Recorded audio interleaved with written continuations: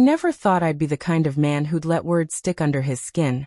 But the way Emily said it, the way she laughed after, I swear it rattled something deep in me. It was a Friday night, and I had just gotten home from a long week at the office.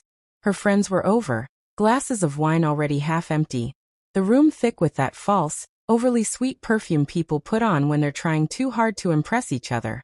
I walked in, smiled, and gave Emily a quick kiss on the cheek. She didn't even look at me, just rolled her eyes and kept talking to her friends. I started to head toward the kitchen to grab a drink, but then I heard her voice cut through the chatter. "Oh, don't mind him. He's such a beta, he'd do anything I tell him."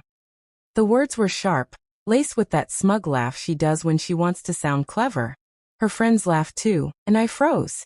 It wasn't the first time she'd made little digs like that, but usually in private, and I'd brush them off. This time though she was showing off. I stood there, just out of their line of sight, the fridge door half open, my hand still gripping the handle. Beta. Like I was some obedient little puppy, she kept around to amuse herself. I felt my jaw tighten. The worst part wasn't the insult, it was how they all laughed like it was true. I didn't say anything that night. I stayed quiet, played the role she expected. But inside something shifted. I started replaying every little moment in our marriage where I'd chosen peace over pride, where I'd given in just to avoid an argument.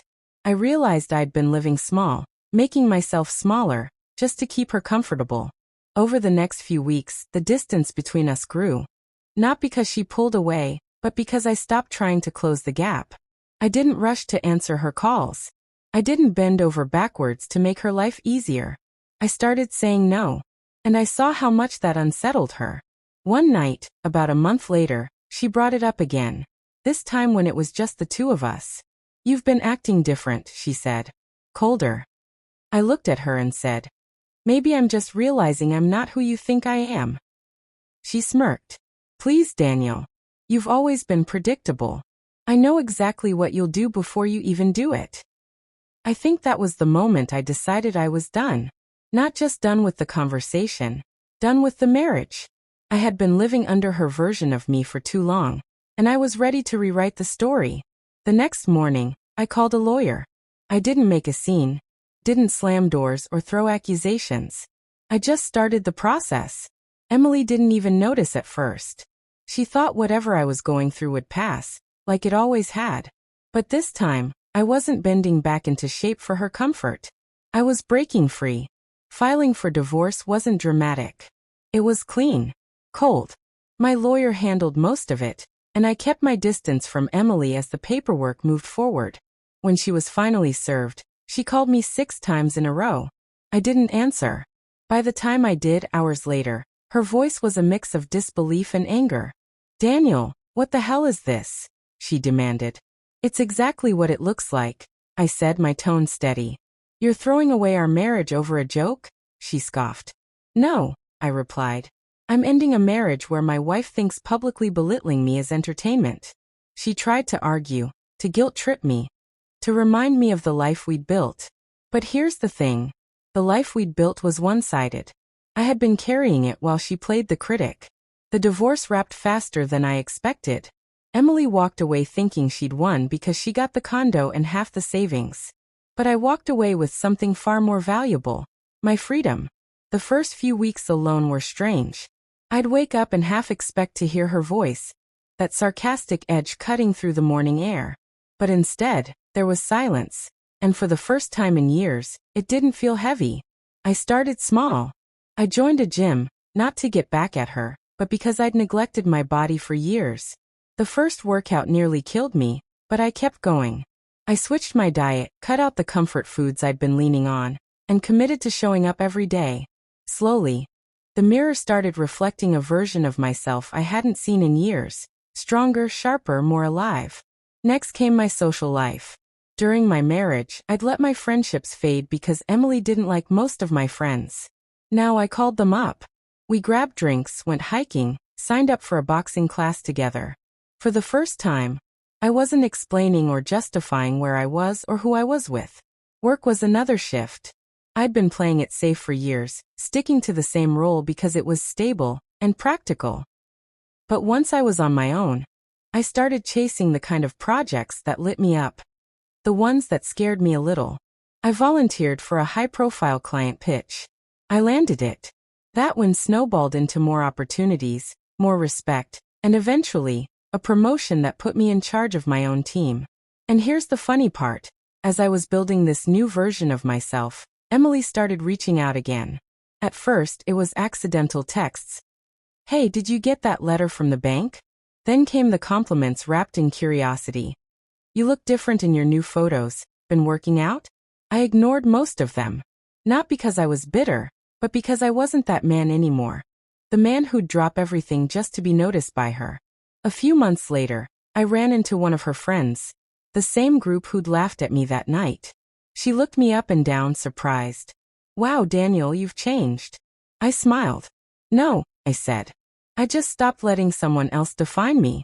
It was about 8 months after the divorce when Emily finally made her move. I was at a rooftop bar with colleagues, celebrating the close of a big deal, when I saw her walking toward me. Same confident stride, same designer dress sense, but there was a flicker in her eyes I hadn't seen before. Hesitation. Daniel, she said, almost breathless. You look incredible. I smiled politely. Emily. She laughed lightly, like we were old friends bumping into each other. I've been meaning to reach out. Maybe grab dinner? Catch up. Her timing wasn't random. I'd been all over social media lately.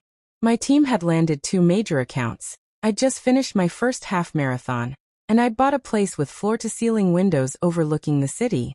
My life was a far cry from the man she once called Beta, in front of her friends. What would we talk about?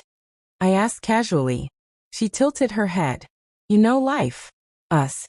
There is no us, I said, my voice even but firm. There's me. And there's you. 2 very separate stories. Her smile faltered. Daniel, come on. Don't tell me you're still holding on to that night. It was a stupid joke. I set my glass down. It wasn't a joke to me. You didn't just embarrass me in front of strangers. You showed me exactly how little you respected me. That night wasn't the reason I left, Emily. It was the moment I realized you'd never see me as an equal. She opened her mouth to respond, but I didn't give her the chance. I'm not angry anymore, I continued. Actually, I should thank you. You calling me Beta was the best thing you could have done. It pushed me to see what I'd been ignoring. That I'd built a life that revolved around you, while you stood there laughing. Now my life revolves around me, and it's better than I imagined. Her eyes narrowed slightly, but there was a glint of something else, regret. So that's it? You're just done. I leaned back, smiling. I was done the moment I realized my worth didn't need your approval. One of my colleagues called my name from across the bar, and I stood. It was good to see you, Emily. Really. I hope you find what you're looking for. As I walked away, I felt no bitterness, no lingering attachment, just clarity. Later that night, a friend texted me. Was that your ex I saw at the bar? Looked like she wanted something. I replied simply. She wanted the man she thought she could keep small. But he doesn't exist anymore. From that night on, I stopped thinking about Emily entirely. Not out of spite, but because she no longer held any space in the life I'd built. My days were filled with work I loved, friendships I valued, challenges that pushed me forward, and a self-respect that no one could shake. And every now and then, when someone asks how I turn things around, I give the same answer. I stopped being a supporting character in someone else's story, and became the main character in my own.